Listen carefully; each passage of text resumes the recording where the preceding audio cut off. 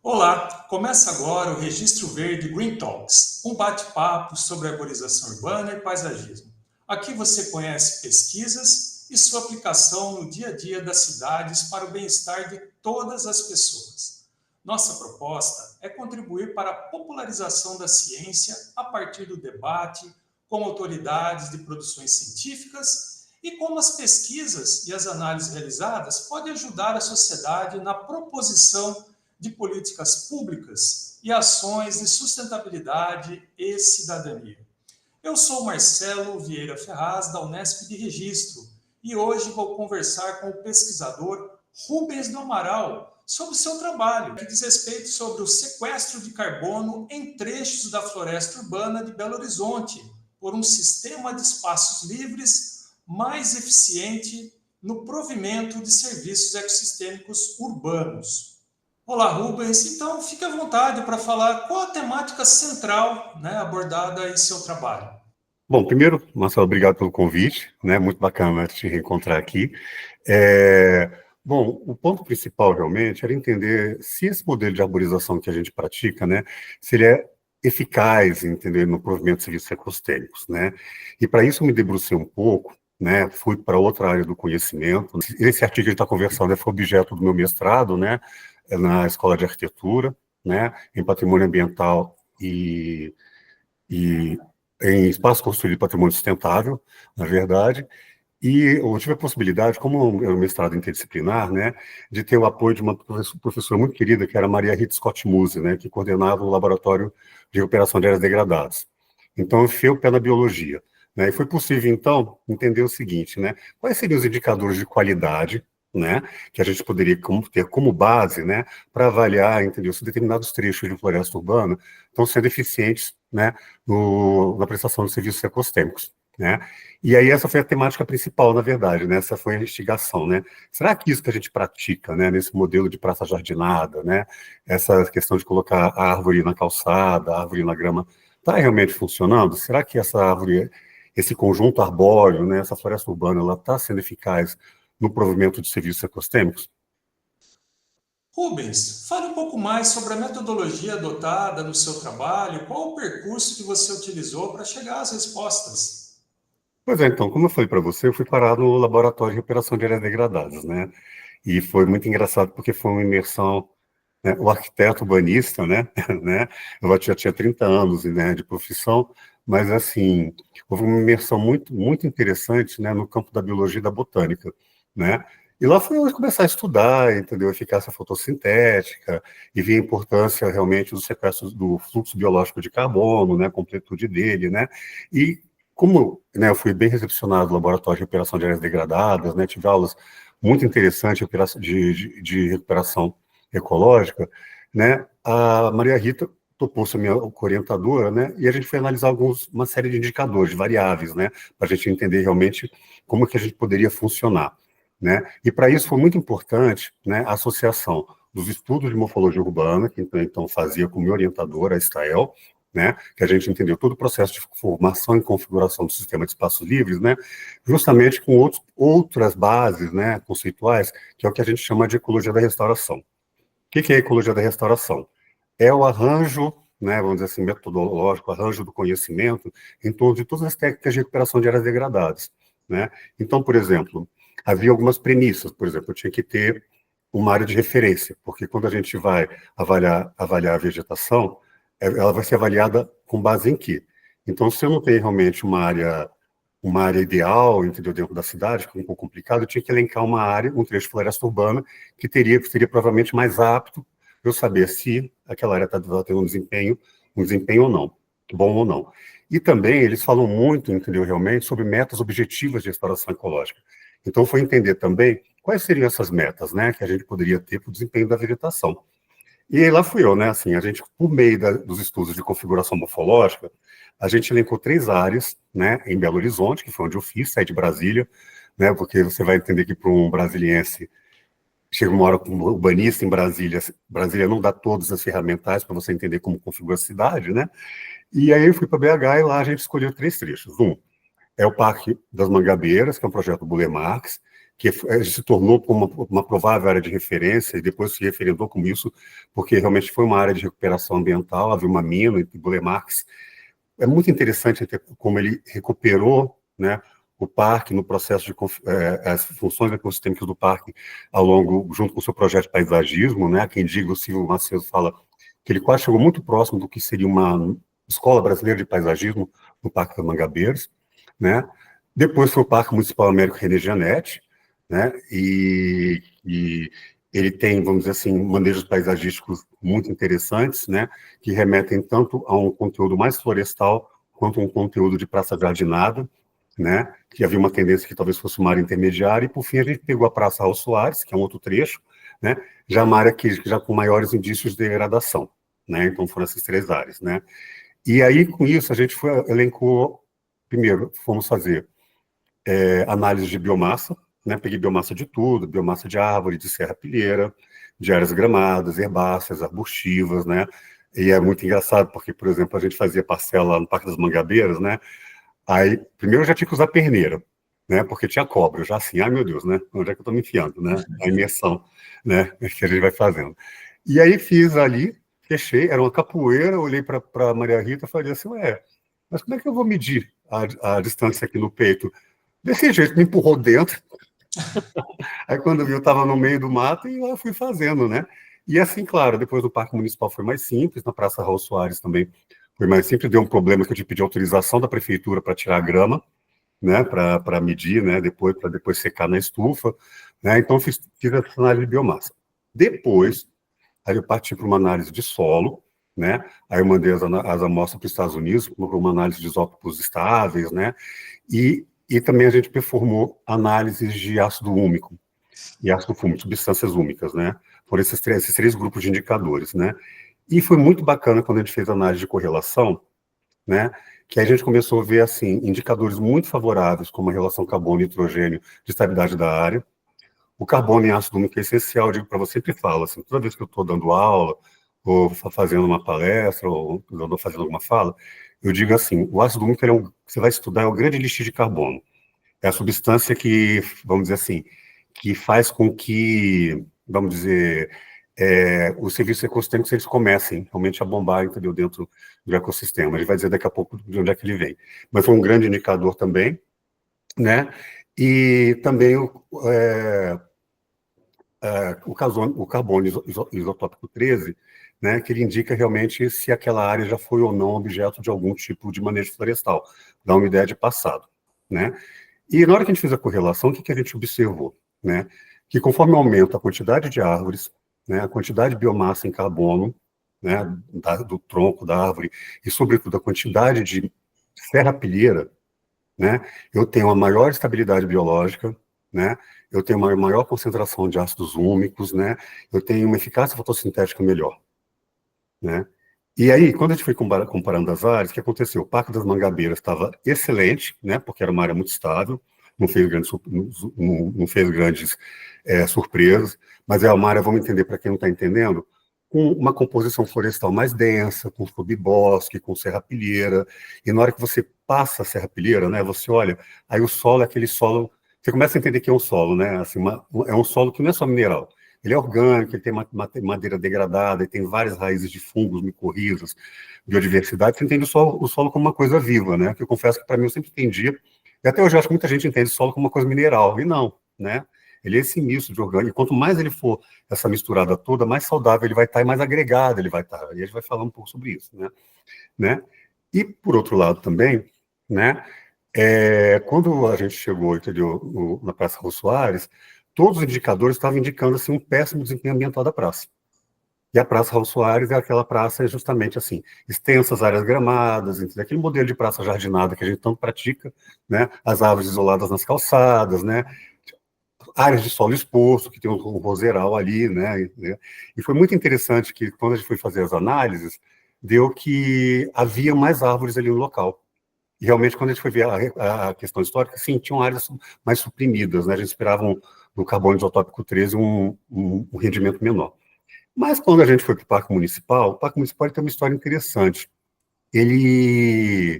Como eu vou dizer, ele foi extremamente degradado no seu momento de implantação, por um paisagismo inglês romântico que faz a curva, né? Sabe como é que é? Sacrifica a natureza pela beleza, vamos dizer assim. Foi drenado, era uma área encharcada, era uma área de várzea, inundável, foi completamente drenado, né? Para ficar, vamos dizer assim, mais salubre, vamos dizer assim. Só que no ano 2000, o prefeito, na época, plantou mais de 2.000 árvores ali no local. Teve essa sacação, né? E com isso, né, o que eu posso dizer? Começou-se um processo, entendeu, de recuperação ambiental. Então, o parque, ele está, se você for analisar, ele está intermediário, quase próximo ao Parque das Mangabeiras, mas falta um pouquinho de manejo ali, de reequilíbrio entre áreas, porque também ele tem áreas gramadas, que remetem a Praça Raul Soares, né, como tem áreas também que, mesmo sendo de paisagismo inglês, mas que remetem a atributos mais florestais, né?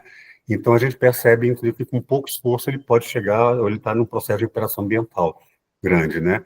Então, a gente começou a entender que, né, ou seja, o que surgiu como elemento central, né, que a gente presta muito pouca atenção, né, é o quê? Quais foram os grandes achados, né? Já entrando um pouco naquela fala. Que a serrapilheira é a condição sine qua non para ter serviços ecosistêmicos, né? Ou seja, né, os indicadores estavam mostrando isso claramente, né, todas as áreas com melhor desempenho e maior estabilidade eram as áreas de serrapilheira. Depois, uma professora muito bacana, chamada Beatriz Bastos, né, uma colega muito querida, que foi também orientando a Maria Rita, foi fazer uma análise de umidade do ar, umidade do solo e quantidade de absorção do solo na área, né, e a gente observou, entendeu, que as temperaturas, por exemplo, uma coisa muito interessante no parque, né, esses são já os benefícios, né, Rubens, para a sociedade, né, que você vem destacando em seu trabalho, né? Não, exatamente. Né? São os benefícios que você trouxe, né, como novidade aí para o pessoal, né? Isso, e olha que achado interessante entender esse trabalho da Beatriz, né? Para vocês entenderem como esse modelo de paisagismo ele funciona. Ele, como é que eu vou dizer?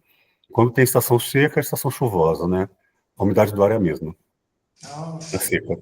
E a temperatura do ar não varia também, né? Na estação seca para chuvosa. Ou seja, se mantém o microclima, se mantém constante, né? E tem uma coisa outra muito interessante também, mas isso se deve à presença de algumas árvores de grande porte, que existem 15 picos elásticos, né?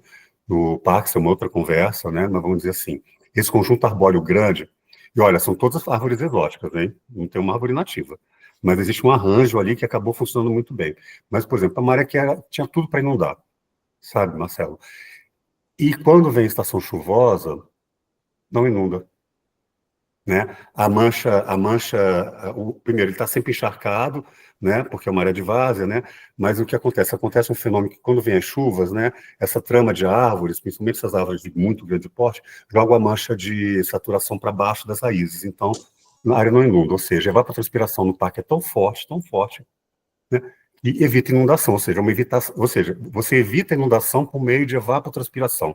Olha que coisa louca. Tanto que a bióloga lá do parque estava falando que quando você corta uma árvore no parque municipal, jorra 1,5 metro de água quando cai uma árvore, por assim, quase um dia inteiro, né? Para você ver. Que fantástico. Fantástico, fantástico mesmo. Rubens, para a sociedade, então, né, diante de todas as informações, né, que você falou, né, como os cidadãos podem se beneficiar com o seu trabalho?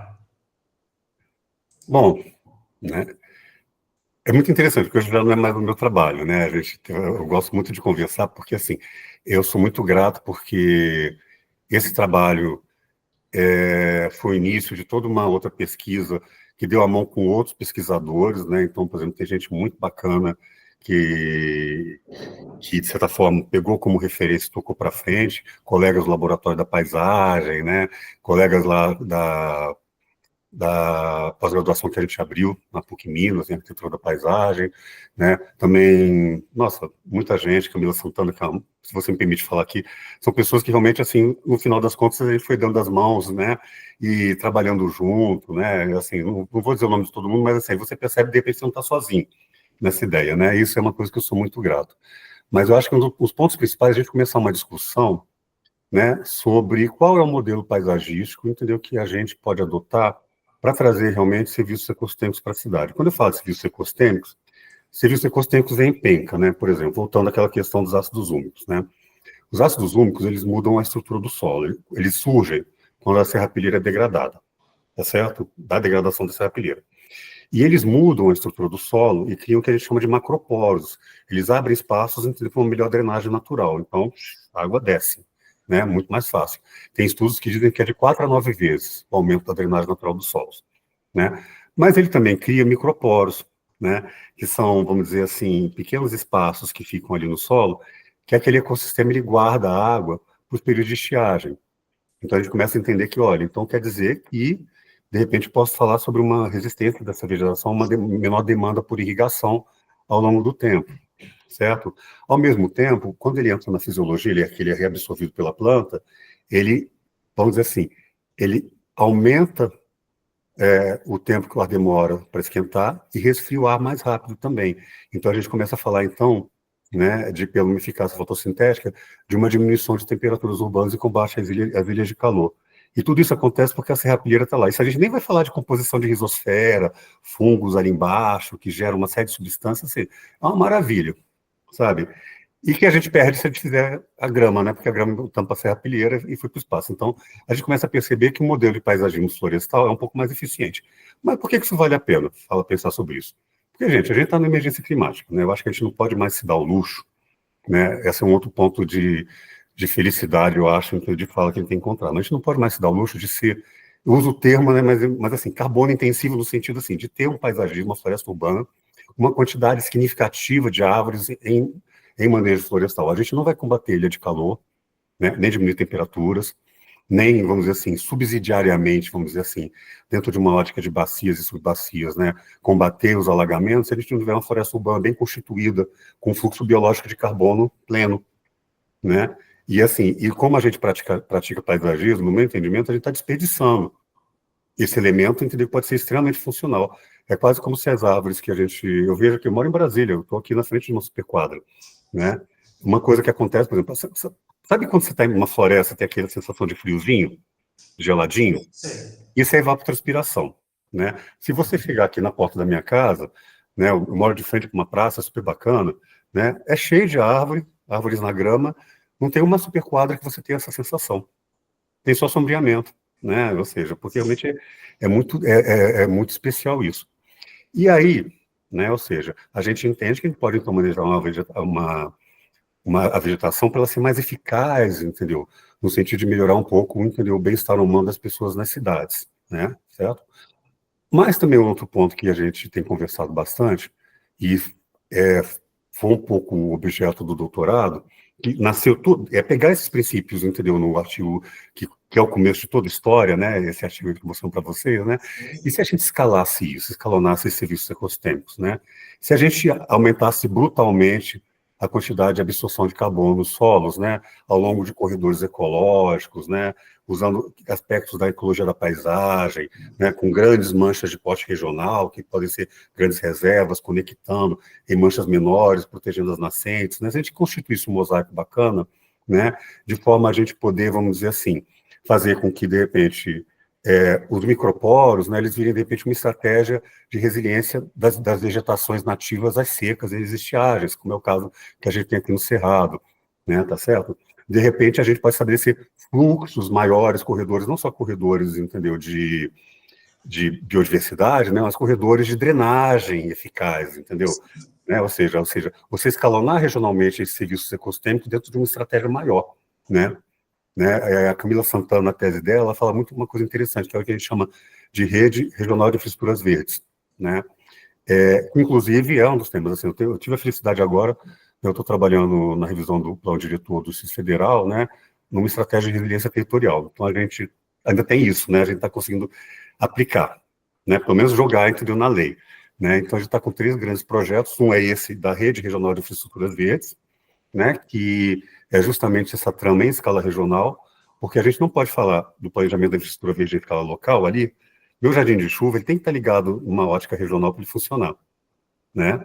Então a gente está trabalhando basicamente em 3 escalas. A gente também está trazendo diretrizes para o plano diretor de arborização urbana. Então tudo isso que a gente conversou aqui está espelhado. A gente conversou, entendeu, com o pessoal daqui da parte, entendeu, de parques e jardins, e a gente está primeiro trazendo o plano diretor de arborização urbana para o plano diretor, dando Correto. uma força para ele. Até então ele era apenas estimado em decreto, então ele está dando uma força quase de lei complementar, com diretrizes essenciais, né, para a gente garantir isso, né, eu acho que isso é muito importante também, né, para falar de serrapilheira no plano diretor, olha que bacana, né, assim a gente está vendo, isso, né, para então a gente também está com outro projeto muito bacana, que a gente está chamando de refúgios climáticos, que é justamente mais em microescala, o tratamento das florestas urbanas, mas com uma eficiência máxima, né, de fotossintética, uma eficiência máxima de resfriamento, para tentar ver se a gente começa a associar aquela história, né? Quando você vai falar de valoração do serviço ecosistêmico, Marcelo, eu lembro que o Constanza, né, numa revisão que ele fez do artigo que lançou em 97, se não me engano, que ele ajudou a cunhar o termo serviço ecosistêmico, eu lembro disso, uma frase dele: para valorar, as pessoas têm que conhecer, né? Então, as pessoas têm que ter esse afeto de perceber que aquela vegetação, com aquela intensidade, com aquela densidade, com aquele subbosque na minha praça, né? Não é que não vai me trazer segurança, vai me trazer resfriamento, vai me trazer bem-estar, né? Então, é um projeto que a gente está criando, entendeu? Que normalmente esses refúgios climáticos, eles têm que ser acoplados na rede de estruturas verde regional, né?